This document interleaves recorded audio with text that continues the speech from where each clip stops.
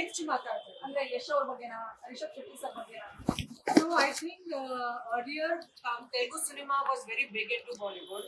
ಆದ್ಮೇಲೆ Tamil cinema, but Kannada cinema, thanks to KGF, thanks to people like Pavan Kumar Rusia, thanks to Rashmika Mandanna, thanks to lot of good cinemas that now Kantara, and because of Rishabh Shetty, Rajbir Shetty, these people are taking even Rakshit Shetty, that Bombay audience have started noticing, the North India, they started noticing Kannada cinema. It was Dr. Rajkumar sir who took Kannada cinema to North India. But today now I would say Rishabh Shetty, Yash, Rashmika Mandanna, and even Rajbir Shetty, Rakshit Shetty, this all people are doing cinema.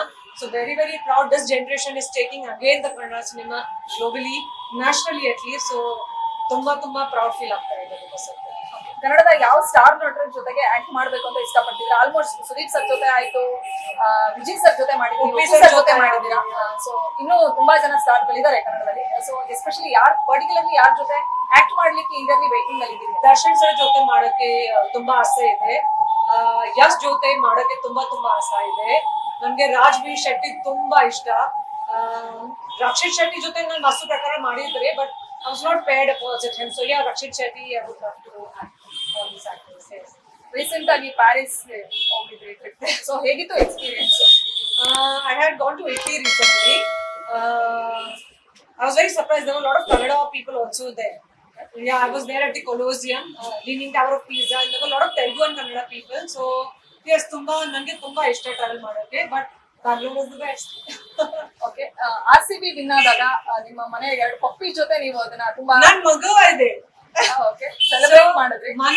ನನ್ನ ಮಗು ಹೆಸರು ಪ್ಲೂಟೆ ಯಾದವ್ ಇದೆ. ಆ ಮಗು ನನ್ನ grand ಮಗು, ಅವರು ಹೆಸರು ಇದೆ junior. So I have son and grand sun.